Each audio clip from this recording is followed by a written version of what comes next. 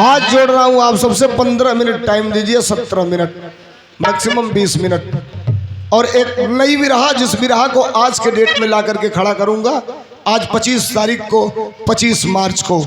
माताएं बहनें आप भी सुनना, एक माँ के ममता की भी बात होगी। नौजवानों एक बहादुर की बात सुनना। हमारा विरहा है कब का मास्टर?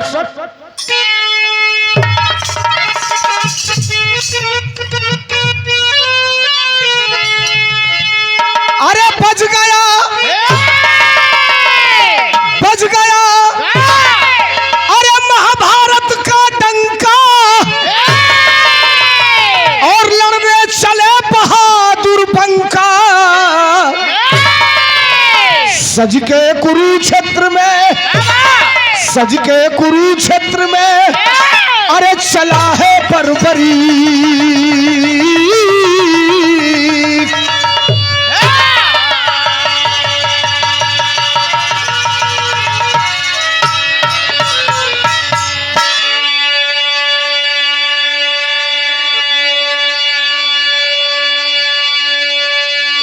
भैया बाबू चाचा काका, ये जितने भी लोग बैठ करके विरहा सुन रहे, कहानी को स्पष्ट समझिएगा। महाभारत के जंग का ऐलान हो गया था। ये तय हो गया था कि कल से परसों से महाभारत का शंखनाद हो जाएगा। महाभारत के लड़ाई के ऐलान के बाद अगर सबसे ज्यादा कोई दुखी था, सबसे ज्यादा, तो वो कुंती थी। कुंती अर्धरात्रि को 11-12 बजे रोते हुए कुंती अंधे धृतराष्ट्र के पास जाती है और गंधारी के पास जाती है। हाथ जोड़ करके कहती है कि माते पिता, इस युद्ध को रुकवा दो, इस लड़ाई को रुकवा दो, नहीं तो दोनों तरफ से अपने खानदान के लोग मारे जाएंगे। नौजवानों सुनना, यूथ के लोगों से भी कह रहा हूं, न गंधारी बोली न धृतराष्ट्र बोला। रात को रोते हुए कुंती वापस आ रही है, तब तक एक औरत पीछे से कुंती की कलाई पकड़ लेती है। एक बात मैं आपको बताऊं, महाभारत को रोका भी जा सकता था, महाभारत को टाला भी जा सकता था। केवल 5 गांव पांडवों ने मांगा था, कौरवों ने नहीं दिया, महाभारत हो गया। 5 गांव कौरवों ने नहीं दिया, महाभारत हो गया। अय्या तब 5 किलो पर 3.5 बेर सेंटर में सरकार बन गई, खाली 5 किलो पर। रोते हुए कुंती वापस आ रही है, पीछे से एक महिला कलाई पकड़ती है। कुंती पलट के देखती है, कहती है मेरी कलाई को क्यों पकड़ी? तो उस महिला ने कहा कि आप रो क्यों रही हो? कही ए बहिनी तू रोवल पूछतलू, तो हम यही से रोवतनी कि काल महाभारत होई। एक तरफ 18 ये छौड़ी सेना लेके कौरव वालन, आ एक तरफ खाली हमार 5 गो बेटा पांडव वालन। रोवत ऐसे बानी कि अगर एको बेटा हमार मार जाई हा, चाहे लड़ाई में हार जाई हा, तो हम जियते जी मर जाई। अरे पहिया छटकार के औ मेहररुआ कहलस की खबरदार, हम वादा करत हई, न तहार बेटा मरी हा, न तहार बेटा हरी हा। कुंती आस पूछलस, अकलस ए भैया, ए साहब, लो, ए भाई साहब, क्या क्या कर रहे हैं आप? न बोलिए आप। कुंती कहलस कि बहनी कैसे हमार बेटा न हरी हा न मरी हा? तो मेहरुआ कहलस कि वो हमारे पे छोड़ दा। कुंती अपना घरे, वो मेहरारू अपना घरे। सबेर भइला तो जौन मौगी कुंती से वादा कैले रहे कि तुम्हारी बेटा के हम जिताई, ओकर एगो 12 साल का लइका बा। वो लइकवा के सवेरे सवेरे नहवावत या धोवावत या तैयार करती है। बिरहा के पहला तरज लाग गई। कौन तरज हमार सर?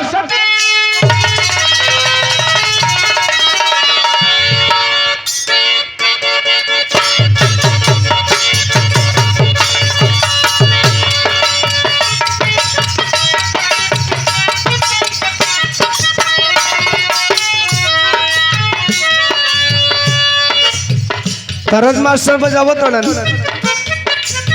कोनो मेहरारू का मरद प्रदेश कमाए जात रहल। मऊगी पीछे से कुर्ता खिंचलस, मर्दा कलश का हरे तो कलश की मत जा कमाए, तो कलश की ना जाई कमाए तो जौन पोतेलू लिपस्टिकवा ई आई कहाँ से? तो मेहरुआ बतावतिया का बताउलस, का करे जइबा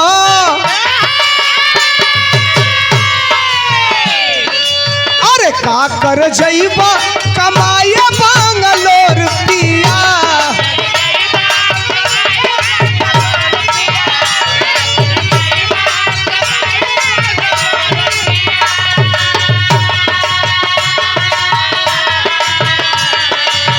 का कर जइबा कमाए बंगलोर पिया, खोली ले त घर ही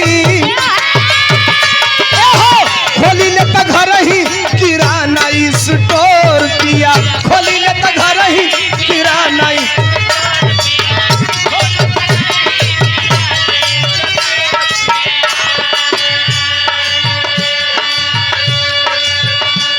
ई कार्यक्रम के आयोजक श्री रामपाल यादव जी के नाती आदर्श यादव के तरफ से 100 रुपयों का पुरस्कार मिला है। आदर्श बाबू को शुभकामना बधाई। लड़का खूब पढ़े खूब आगे बढ़े, लेकिन केतनो पढ़ लई केतनो बढ़ जाई, जब ले ही सरकार रही तो ले नौकरी मिले उले वाला बाना है। बबुआ के आशीर्वाद बाई 500 रुपया का पुरस्कार शीतल दीन यादव लहरैया की धरती से, भैया के नमस्कार प्रणाम बा। 12 साल के अपने बेटे को वो महिला खड़ा कराती है, नहवा धोवा के तैयार करौलस। कौन मेहरारू जौन कुंती से वादा कैले रहे कि तोरे बेटवन के जीताई, अपने बेटा के धनुष बाण देलस, पीताम्बरी पहिरौलस, कलश की बेटा तुम्हें महाभारत में लड़ने जाना है। तो लइकवा कलश कि हम जाइब लड़े तो केकरी ओर से लड़ब। तो महतरिया बतावतिया का बताउलस, अरे दूधावा का कर्जा चुकाई दी हमर बेटा,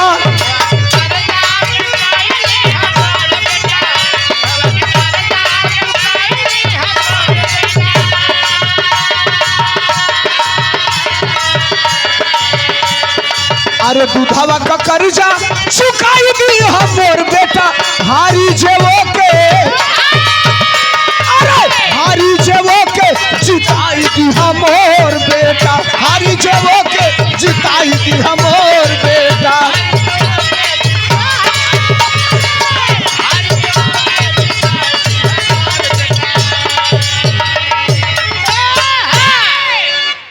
ए बेटा, बेटा कहा कि मैं जाऊंगा तो किधर से लड़ूंगा, आ तौले वो महतरिया के नौवे भुला गई, पांडव का नौवे भुला गई, तो उ दिमाग में डाले लगल। जब ना दिमाग में आइल तो कहलस ए बेटा एगो काम करो, जवन गोल हारी जवन पक्ष हारी वही के ओर से लड़ी है।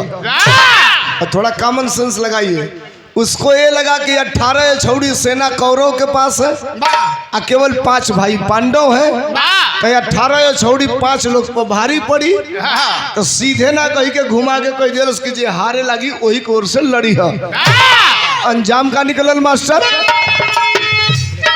अरे लेके धनुष बाण चली भाई ले बाल करिया,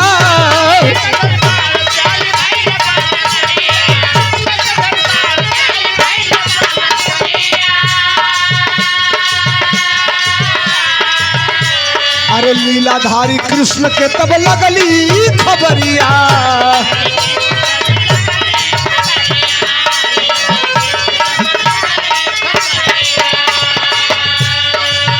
आई तो देई कुरुक्षेत्र झाका झोर बेटा,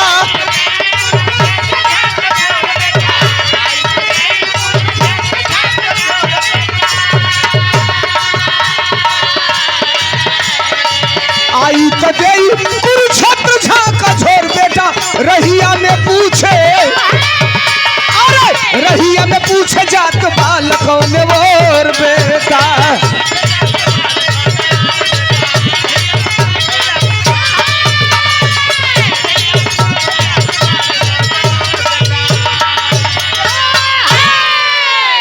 एक 100 रुपयों का आशीर्वाद महंत छोटेदास साहब मंत्री शुभगी की ऐतिहासिक धरती से 100 रुपया देकर के सम्मानित किए। नमस्कार बा, प्रणाम बा। वो 12 साल का नौजवान जो अपने माँ का आदेश लेकर के महाभारत में लड़ने जा रहा है, महाभारत में उसका नाम बताया गया बर्बरीक। वो बर्बरीक नौजवान 12 साल का लड़का चल रहा है। काल लड़ाई चालू हुई। भगवान कन्हैया बैठ के पांडव के साथे मंत्रणा करत न कि अगर कौरव के तरफ से पहला बाण चलेगा तो पांडव के तरफ से कौन रोकेगा, और पांडव के तरफ से पहला बाण चलेगा तो कौरव के तरफ से कौन रोकेगा। तो उनके ध्यान में आयल कि एगो लड़का आवता महाभारत का लड़ाई लड़े, अगर वो चली आई तो कर लगे इतना क्षमता बा कि एक के बाण से पूरा महाभारत खत्म कर दे। अब उठ गए पांडवों से कहे कि आप लोग 10 मिनट इंतजार करिए, मुझे बड़ी इमरजेंसी है, मैं जा रहा हूँ।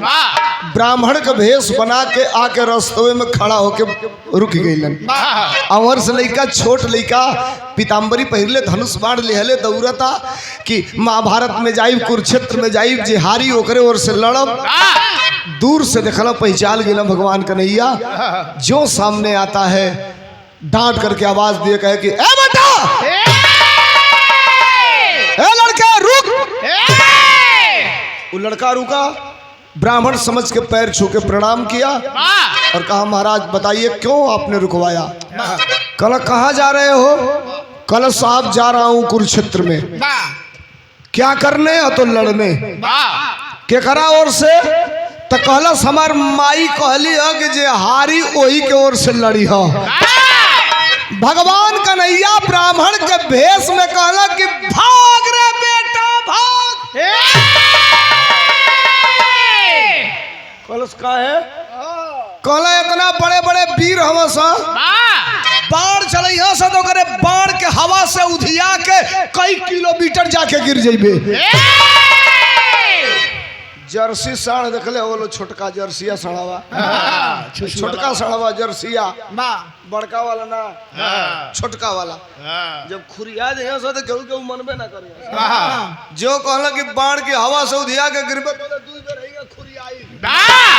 डांट के आवाज देलस, कहलस खबरदार, एक के बाण चलाई पूरा महाभारत खत्म कर देई। भगवान कन्हैया कहला चढ़ गए बेटा दाव पर, ये तो खोजत रही। कहला एक बाण से महाभारत खत्म कर दोगे? कलश बिल्कुल खत्म कर दूंगा। तो भगवान कन्हैया कहला हम कैसे मानव कि ते एक बाण से महाभारत खत्म कर देवे?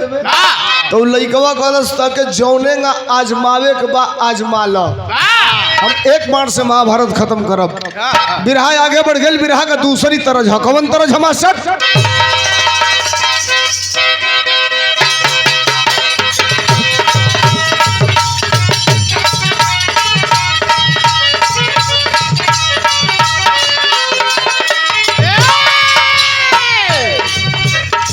गीत बा का करताड़ू रनिया,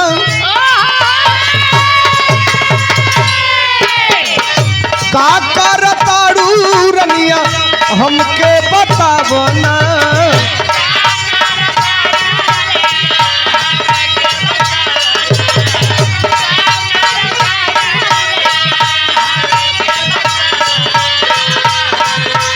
अरे रूपवा से पर्दा तनी, रूपवा से पर्दा तनी रनिया हटावना।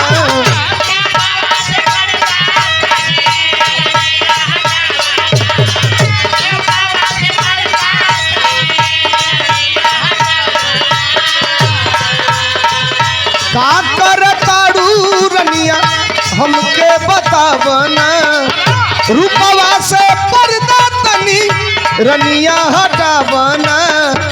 तब मेहररुआ कहलस माथे पर हम बिंदिया लगवनी, माथे पर हम बिंदिया लगवनी, लिहल रूप सवारी।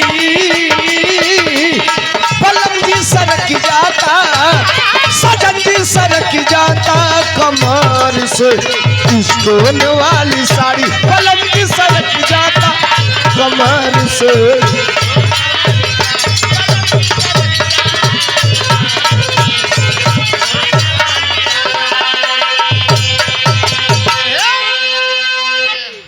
आदरणीय श्री ओम प्रकाश यादव जी, जिनके आदेश पर मैं यहाँ पर उपस्थित हूँ, हमारे छोटे भाई और लगातार हम लोगों के साथ चल रहे अमर यादव सरदार के पिता और हम सबके अभिभावक गार्जियन तुल्य आदरणीय श्री ओम प्रकाश यादव जी, जो लगातार केदौरा ग्राम सभा के कई पंचवर्षीय से लगातार ग्राम प्रधान हैं। आपके तरफ से ये 2100 रुपया देकर के सम्मानित किया गया। एक बार जोरदार तालियां बजा करके आप सब स्वागत करेंगे, सम्मान करेंगे। प्रधान जी को बहुत बहुत धन्यवाद, बहुत बहुत नमस्कार। आप सबके नमस्ते प्रणाम, आशीर्वाद में शांति का परिचय। भगवान कन्हैया ने कहा कि तुम एक बाण से महाभारत कैसे खत्म करोगे? तो उस लड़के ने कहा कि आपको जैसे आजमाना हो आजमा लीजिए।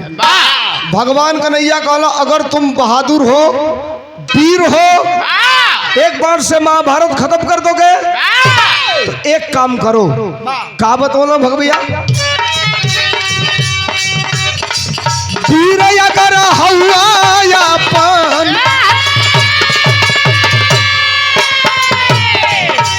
अरे वीर अगर हवा अपन वीरता देखावना।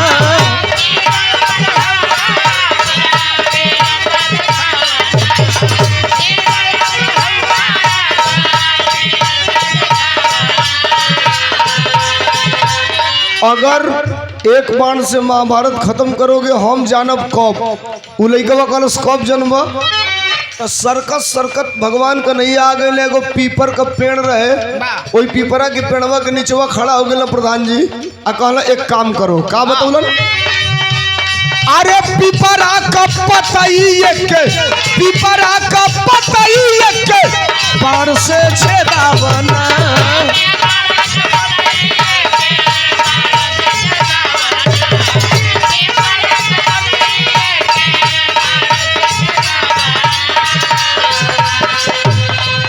अगर बहादुर हो, एक बाण से महाभारत खत्म करोगे तई पीपर का जितना पतई बा अगर एक बाण से छेद देवे तो हम जानब कि तुम महाभारत एक बाण से खत्म कर दोगे। लइकवा कहलस कि बस इतने काम बा। तो भगवान कन्हैया कहला तो के हल्लुक लगाता ही। तब तक निकाला तरकस से बाण और चढ़ा दिया धनुष पर। आंख बंद करके मंत्रों का उच्चारण किया और चलाता है वो बाण। आखिरकार हुआ क्या मास्टर? अरे कहत दे धनुष के ऊपर, कहत दे धनुष के ऊपर लिहला बाण चढ़ाई तो छेदे पटिया के, अरे छेदे पटिया ये के बाण से कापेले कन्हई। छेदे पटिया ये के बाण से कापेले कन्हई।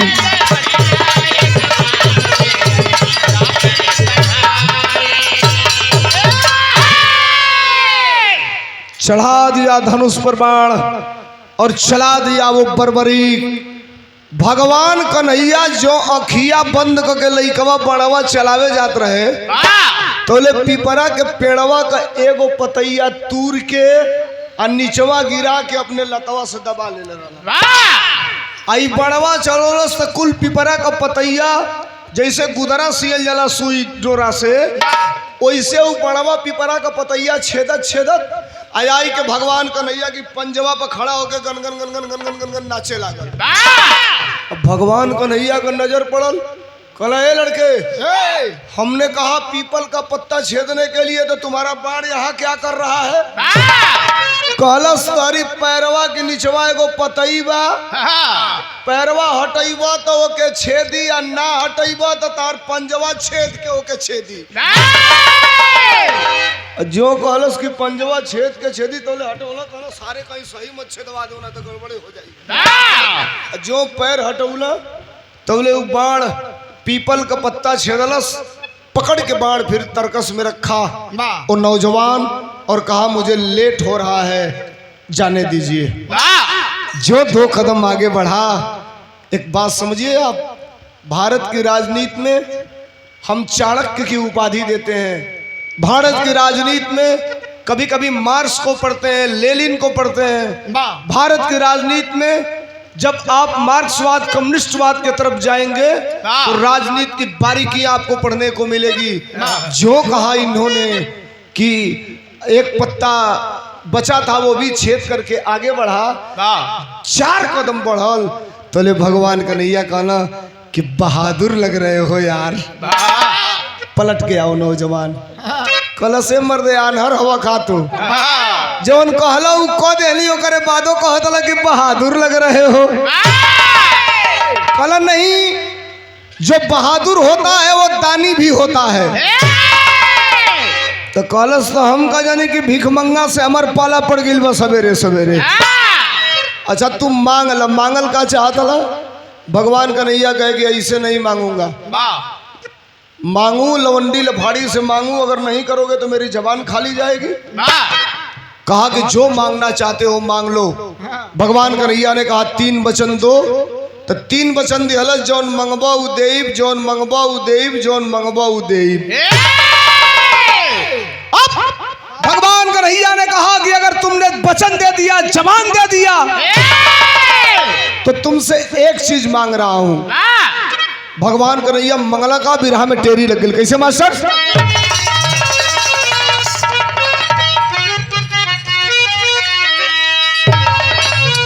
ये श्री मान सिंह यादव 501 रुपया रामपाल यादव जी के भतीजे हैं, और श्री रामपाल यादव जी के दामाद श्री जय सिंह यादव जी की तरफ से 200 रुपयों का पुरस्कार। ये दोनों महानुभावों की तरफ से 700 रुपयों का पुरस्कार। एक बार तालियां बजा करके स्वागत कर देंगे आप सब। बिरहा 40,000 लोग में 40 लोग बिरहा के वृतांत को डिक्शनरी बना करके अगर पूरा सुन ले तो 40,000 लोग के सुनने के बराबर होता है। डॉक्यूमेंट्री की बात यह है कि बिरहा आज के डेट में मैं 25 तारीख को ला करके खड़ा करूंगा। सुनिएगा, अंतिम स्टेज चल रहा है। भगवान कन्हैया ने उस नौजवान से क्या मांगा आप सुनेंगे तो कलेजा फटेगा आपका। का मंगला मास्टर?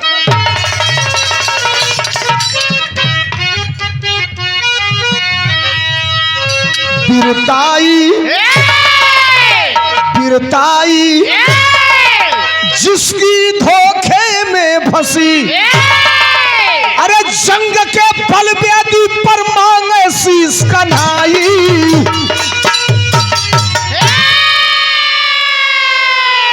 जंग के बलवेदी पर मांगे शीश कन्हाई, बिरताई जिसकी धोखे में फंसी।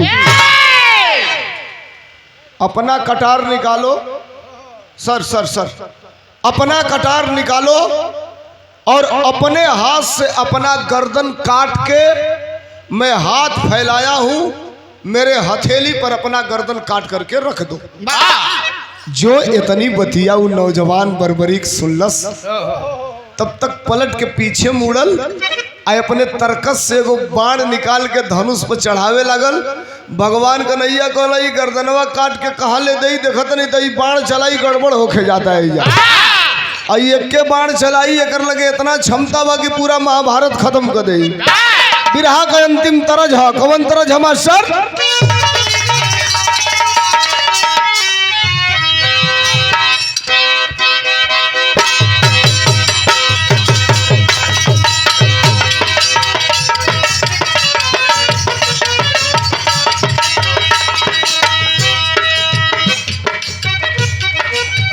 कोनो मेहरारू गोदना गोदवाउत रहे, गोदे वाली पूछलस का लिखाई तो बताओ दिया। पहले हमार माई काकी गोदना गोदवाओ, बाही पर नाव लिखाओ, असरफी देवी, फूल परी देवी, इमरती देवी, भकजोनिया देवी, ये पुरनकी काकी चाचिन का नाम रहे। पहले माई काकी गोदना गोदवाओ, आज के डेट में लइका गोदना गोदवा तला सा, गोदनवा का नाव बदल के हो गल बा टैटू। तो माई काकी गोदवा बाही पाई नौका गोदवा तो सही जा। और जाले गनीमत बा। अब का बताई, दुआर के बात बा, कई गो तो सारे ऐसा जगह को दवा ले तना से कि देख ले तो दिन भर खाना खाए के मन ना करे। कहत अपने दिखा दी तारे लौके के तो बा नहीं कि के बैठल बा, कुछ बोल देबो तू। अब मेहरारू एगो गोदना गोदवा दिया, गोदे वाली पूछलस का लिखाई, तो ऊ बतावत बिया, का बतावलस?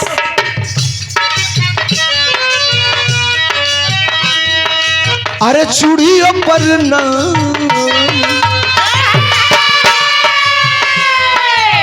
चूड़ियों पर नाम, हमारा सड़ियों पर नाम बा।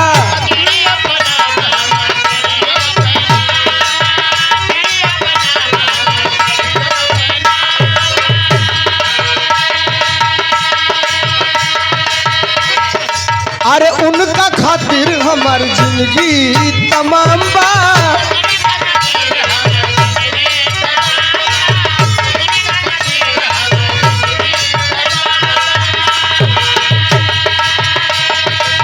चूड़ी अपना मुहम्मद सड़ियों पर नाम बा, उनका खातिर हमारी जिंदगी तमाम बा। और सरदा पूरा तमोरे मनावा के, सरदा पूरा तमोरे मनावा के, गोदा गोदा खाली भाई हो, गोदा गोदा खाली भाई, गोदा नावा के गोरे हथवा पर नाम सजनवा के, गोरे हथवा पर। एक मिनट, भगवान कन्हैया कहला अगर बहादुर हो, अगर तुम अपना गर्दन काट के मुझे दे दो, 3 वचन दे दिए हो। लइकवा इतनी बतिया सुनलस त कहलस का मास्टर, अरे इतना कह तो धैलस धनुहा पपान हो।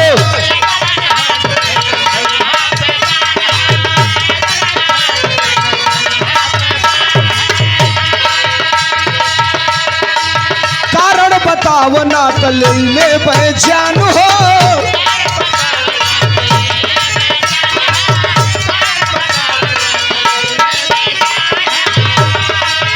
देखे क्रोध में जब कृष्ण जी ललनावा के, देखे क्रोध में जब कृष्ण जी ललनावा के, प्रकट हो गई ले तुरंत सभानावा के, कहे मारना वीर मोर जनवा के, कहे मारना।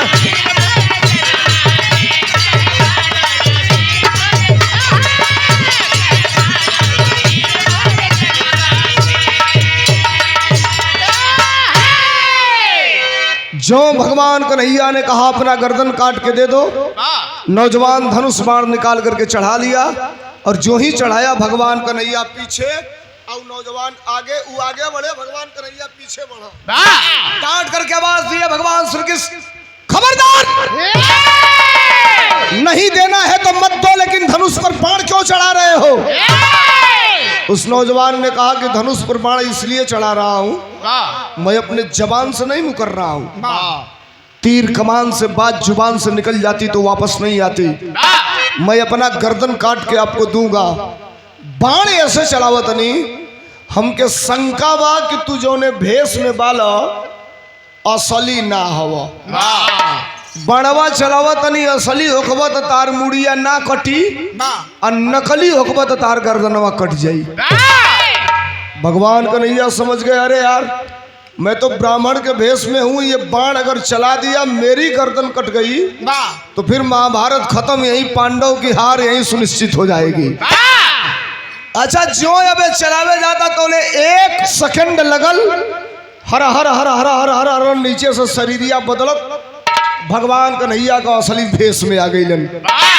मोर मुकुटधारी, हाथ में चक्र सुदर्शन, सुंदर तेजस्वी रूप बांसुरी बजाते हुए खड़ा हो गए। देख लिया ये नौजवान, पहचान गया, धनुष बाण हाथ से गिरा दिया। सुन लीजिए कहानी का दी एंड होने जा रहा है। और पैरों पर गिर गया और गिर करके कहा, प्रभु क्षमा करिएगा, हमने अपने वादे से आपको पूरा करने में कुछ टाइम ले लिया। निकाला अपना कटार और सटाया अपने गर्दन पर, पकड़ा अपना झोंटा, तब तक रुक गया और कहा, साहब मैं अपना गर्दन काट के आपको देने जा रहा हूं, लेकिन मेरे मन में एक बात खटक रही है, एक सवाल आपसे करना चाहता हूं। तो भगवान श्री कृष्ण ने कहा कि सवाल करो।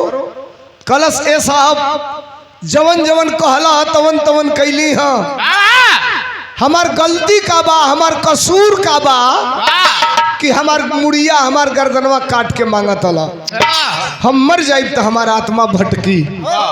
भगवान कन्हैया ने कहा कि तुम सही कह रहे हो कि तुम मरोगे तो तुम्हारा आत्मा भटकेगा, और मैं तुमको स्पष्ट कर देना चाहता हूं कि तेरा गर्दन में क्यों काट रहा हूं। 100 रुपयों का पुरस्कार ममता यादव रैयापुर की ऐतिहासिक धरती से 100 रुपया देकर के इन्होंने सम्मानित किया है। हम चरणों में नमस्कार प्रणाम करते हैं। आप सबको बहुत बहुत धन्यवाद। विरह के अंतिम दौर में आप हैं। भगवान श्री कृष्ण ने कहा कि मैं तेरा गर्दन इसलिए कटवा रहा हूं बेटा, तुझे ये जानने का हक है। उस नौजवान ने कहा मैं गर्दन काट के देने भी जा रहा हूं। भगवान कन्हैया ने कहा कि सुनो मैं क्यों कटवा रहा हूं। जिस लड़ाई में तू जा रहा है उसका नाम है महाभारत, और तुम लड़ने जा रहे हो अपने मां के आदेश से। तेरी मां ने तुमसे कहा है कि जो टीम हारेगी उसी के तरफ से जाके लड़ना। ए बेटा, एक तरफ 18 छौड़ी सेना लेके कौरव खड़े हैं अधर्म के रूप में, और एक तरफ तुम्हारे खानदान के बाबा चाचा दादा खड़े हैं धर्म के रूप में पांडव, और जिनके साथ मैं खड़ा हूं। मैंने प्रण किया है अधर्म को हराऊंगा, यानी कौरवों को हराऊंगा, धर्म को जिताऊंगा, पांडवों को जिताऊंगा।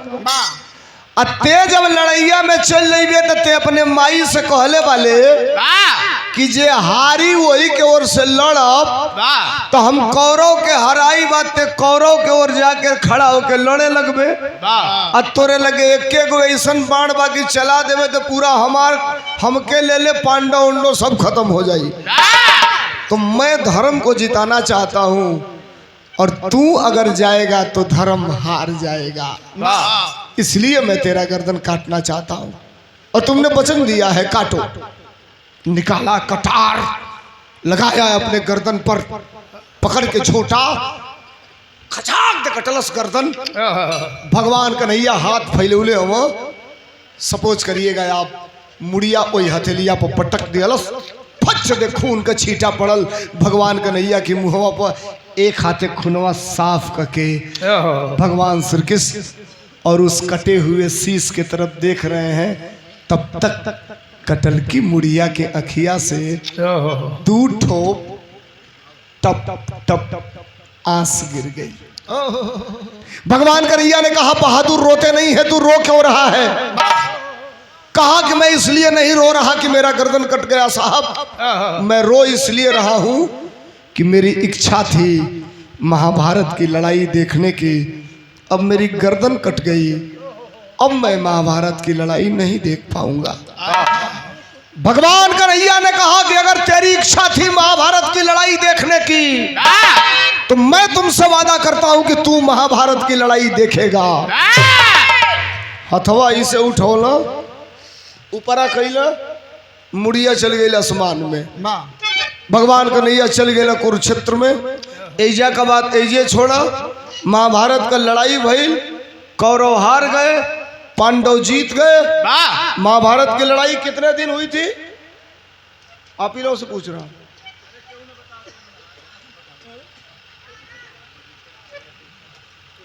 अब मुझे तो, अब मैं क्या बताऊं, इतने लोगों से पूछा किसी ने नहीं बोला। ये छोटी बिटिया बोली है, ये 10 साल की बच्ची बता दी कि महाभारत की लड़ाई 18 दिन हुई थी। जरा एक बार तालियां बजा दीजिए उस छोटी बच्ची के नाम पर। कहते लो सरकारें नहीं क्यों बना।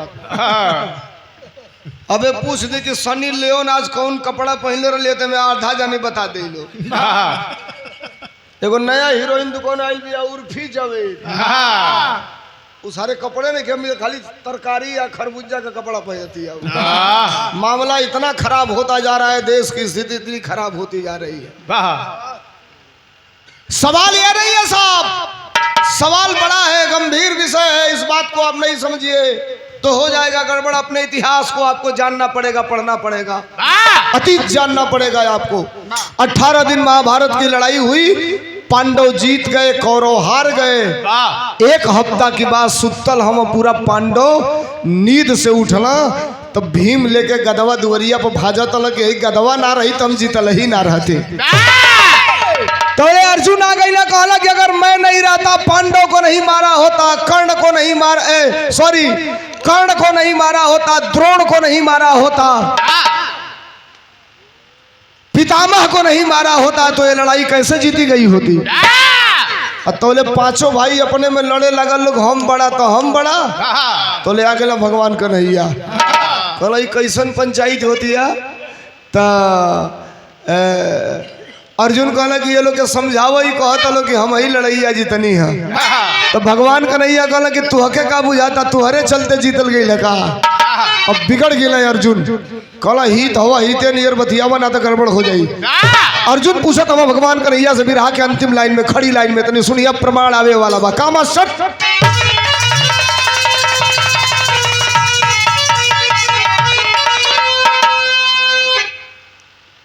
रामपाल चौधरी जी के छोटे भाई त्रिभुवन यादव के तरफ से 200 रुपयों की राशि प्रदान की गई है। चरणों में नमस्कार है, प्रणाम है। रामपाल यादव जी के छोटे भाई श्री श्यामलाल जी की तरफ से 500 रुपयों का पुरस्कार है और फरमाइश है सुल्तान बदलने वाला है। सर बिरहा अंतिम दौर में एक लाइन, एक बार तालियां बजा के सम्मान कर दीजिए। 500 रुपयों का पुरस्कार है, धन्यवाद है, नमस्कार है, प्रणाम है। हरबसपुर यादव डेयरी श्री अमरनाथ यादव जी की तरफ से 200 रुपयों का पुरस्कार मिला है। भैया के बहुत धन्यवाद, बहुत नमस्कार। हाँ, बहुत बहुत धन्यवाद, बहुत भैया। बिरहा का प्रमाण सुनिए, अब तक आपने बिरहा सुना, ये पॉइंट सुनिए प्रमाण। और यही मैं आपसे कहा आज 25 तारीख के डेट का मैं प्रमाण दूंगा आपको।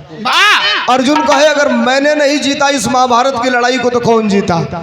पूछ रहे हैं बिरहा के खड़ी में, क्या पूछ लो मास्टर।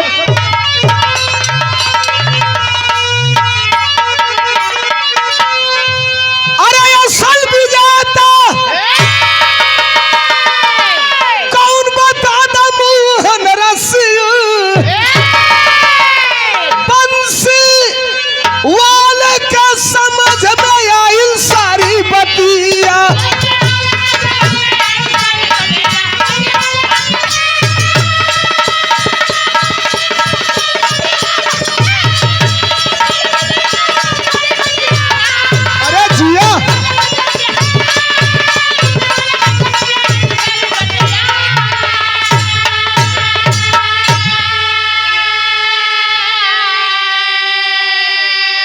असल विजेता कौन बता द मोहन रसिया बंसी वाले के समझ में आइल सारी बतिया। अर्जुन ने कहा अगर मैं नहीं महाभारत की लड़ाई को जीता तो कौन जीता। भगवान श्री कृष्ण से कहे कि बताओ, तो भगवान श्री कृष्ण कहे कि अगर मैं यहाँ बताऊंगा तो आपको विश्वास नहीं होगा। तो अर्जुन कहे कहाँ बताओगे, तो कहे पांचों भाई से एक बात कह रहा हूं सुनिए। क्या बताए, कहला ये कर गवाही दे तुहरे खानदान हो के बरबरी का लग गए भगवान हो।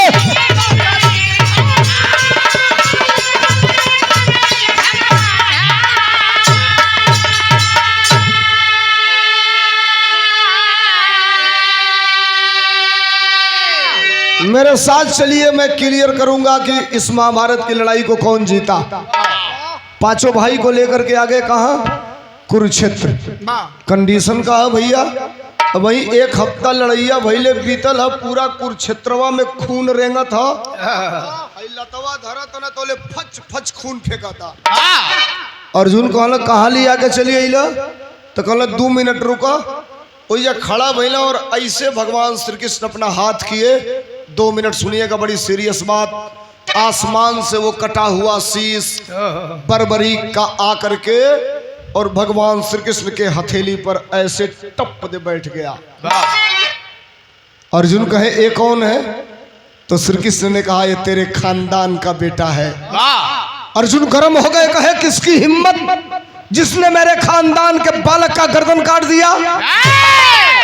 भगवान कन्हैया कहला गरम मत हो खा, शुकर मनावा कि एकर गर्दनवा कट गई तो तार गर्दनवा कटले से बच गई, एकर ना कटल रही तो तुहार कट गई रही। कहला तब तो कहला ए लइकवा से पूछ ये बताई महाभारत का लड़ाई के जीतल। अब अर्जुन बिगड़ के फायर कहला मर्दवा ये मुड़ी कट्टा बताई कटल मुड़ी की के महाभारत का लड़ाई जीतल। कहला जबान संभार के बात करे, ये मुड़ी कट्टा ना है, ये बहादुर है। अर्जुन घमंड में है और कहे ए लड़के बताओ महाभारत की लड़ाई कौन जीता। नहीं के बोलत। कहला कहो महाराज काटल मुड़ी मुगल मुड़ी बोली। कहला प्यार से पूछा तब बोली। तो वो फिर पूछला, कहला कि ये बताओ ये महाभारत की लड़ाई कौन जीता। हमको देखे, हमने 1000 लोगों का गर्दन काटा, किसी का गर्दन काटते हुए हमको देखे। तो धीरे से वो मुड़िया बोलल, कलश के तू रहला का महाभारत की लड़ाइया में। अब तो यौरी गरम निकलना बाढ़ कलम मारा सारे का खोपड़ी उड़िया जाओ। हम ही जीतली, हम ही का कहा था तू रहला का लड़ाइया में। भगवान श्री कृष्ण ने कहा देखिए तरीका समझिए आप, पहले इससे आराम से प्यार से पूछिए कि महाभारत की लड़ाई कौन जीता। जब अर्जुन कहे कि ए बेटा सच सच बताओ महाभारत की लड़ाई कौन जीता, तो बोल रहा है कटा हुआ शीश, अगर हमसे पूछ रहे हो तो पूरे 18 दिन की लड़ाई की वीडियो रिकॉर्डिंग मेरे आंखों में है और मैं बता रहा हूं कि महाभारत की लड़ाई कौन जीता। कहा बतौला सुलई कबा मास्टर। कहलस की कोई नहीं मारा किसी को रन बीचे, सगरी महाभारत है कन्हैया हुआ जीते।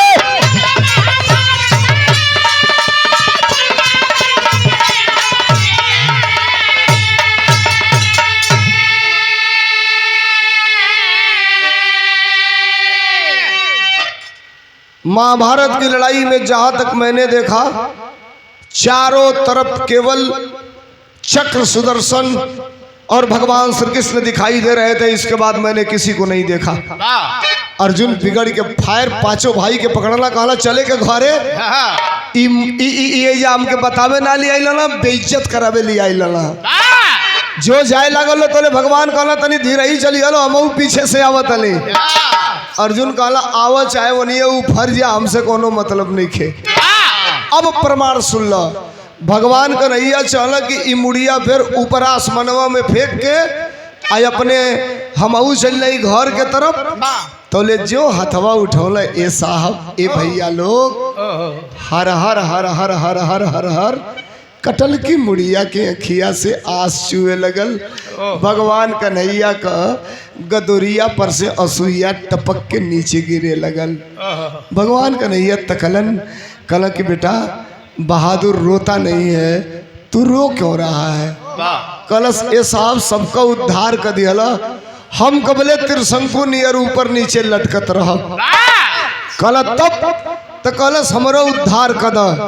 भगवान कन्हैया कहला कि जो तोरो उद्धार हो जाई, कलश हो जाई अतः तो का मतलब, तो कहला तोर उद्धार कलयुग में होई।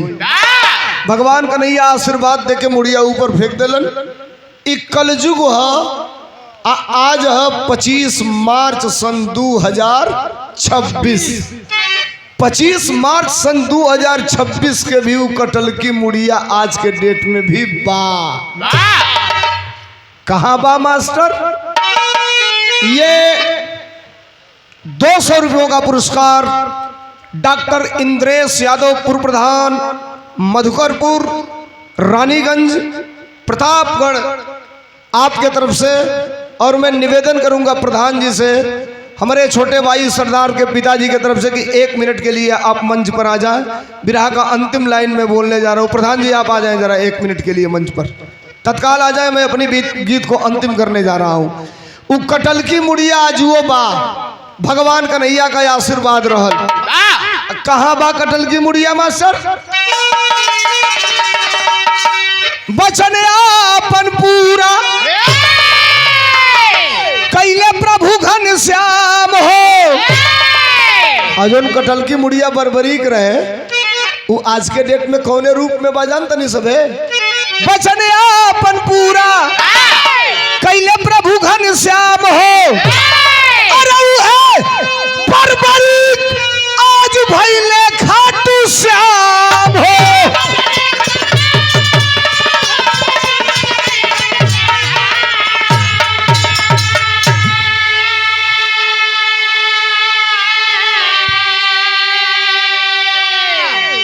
आज के डेट में वही कटा हुआ शीश जिसे दुनिया बर्बरीक कह रही थी, वो बर्बरीक आज के डेट में राजस्थान में एक जगह है जिस जगह का नाम है सालासर, और वही कटे हुए शीश की पूजा होती है। दुनिया के लोग जिसे खाटू श्याम के नाम से जानते हैं। आप भी जानते हैं, कई पोस्टर देखते होंगे तो खाटू श्याम का फोटो रहता है तो पीछे स्लोगन लिखा होता है, हारे का सहारा खाटू श्याम हमारा। माई कहले रहे बेटा जे हारी ओके ओकर सहारा करिए ओके जीतैया। आदरणीय प्रधान जी जिनके द्वारा हम लोग इस कार्यक्रम में पहुंचे हैं, जिन्होंने हमें बुलाया है, हमारे छोटे भाई 24 घंटा हम लोग के साथ रहने वाले अमर यादव सरदार के पिताजी और लगातार कई पंचवर्षीय से प्रधान, आदरणीय प्रधान जी हम लोग के बीच में हम सबके पिता तुल्य हैं, गार्जियन हैं, मंच पर हैं। मैं थोड़ा 1 मिनट में इनका स्वागत करूंगा। ये 1000 रुपयों का पुरस्कार डॉक्टर पप्पू यादव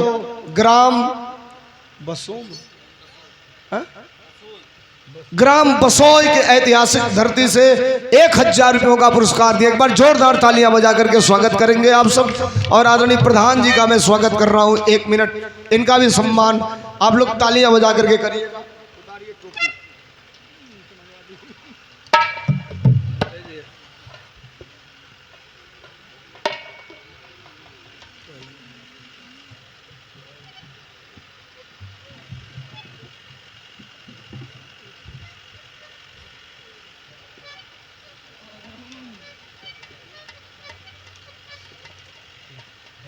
चूंकि अमर हमारे साथी हैं और अमर 24 घंटा हम लोग के साथ रहते हैं। और कई बार से अमर कहते थे, मैं हम लोग प्रतापगढ़ अक्सर आते थे जाते थे, अमर कहते थे अध्यक्ष जी घर चलना है, चाय पीना है, भोजन करना है। कभी मौका नहीं मिला था। आज कमला ने कहा कि नहीं, अमर के वहाँ हो करके ही आपको चलना है, सरदार के वहाँ, और सौभाग्य प्राप्त रहा। आदरणीय पिताजी का आशीर्वाद भी मिला इनके, और परिवार के लोगों से मिलने का भी मौका मिला। प्रधान जी के लिए एक बार जोरदार तालियां बजा करके स्वागत करेंगे। सामाजिक व्यक्ति हैं, सबके सुख और दुख में हमेशा उपस्थित भी रहते हैं, हम सबके अभिभावक हैं। आपके चरणों में बहुत बहुत नमस्कार, बहुत बहुत प्रणाम, धन्यवाद। अब ये 100 रुपयों का पुरस्कार राहुल बलियापुर 1000 रुपया, और ये 500 रुपयों का पुरस्कार देकर के भाई की फरमाइश जिन्होंने दिया था, आपके तरफ से धन्यवाद, नमस्कार। आज तनी चाय ला दिया भैया मंच पर चाय। आज के डेट में वह कटा हुआ शीश बर्बरीक का खाटू श्याम के रूप में इस धरती पर पूजा जाता है। बिरहा हमार खत्म भइल। अंतिम लाइन के बाद जितना देर में गुरु बिहारी गुरु गणेश करब, फिर इसके बाद खड़ा हो जाएगा जो आपका आदेश होगा। गुरु बिहारी गुरु गणेश भाई ने 1000 रुपया दिया था और फरमाइश किया था, नहीं सुनाऊंगा तो कहेंगे गड़बड़ हो गया। गुरु बिहारी की जगह 1 लाइन इसको सुना दे रहा हूँ। आज आवाज है उत्तर प्रदेश की। क्या मास्टर?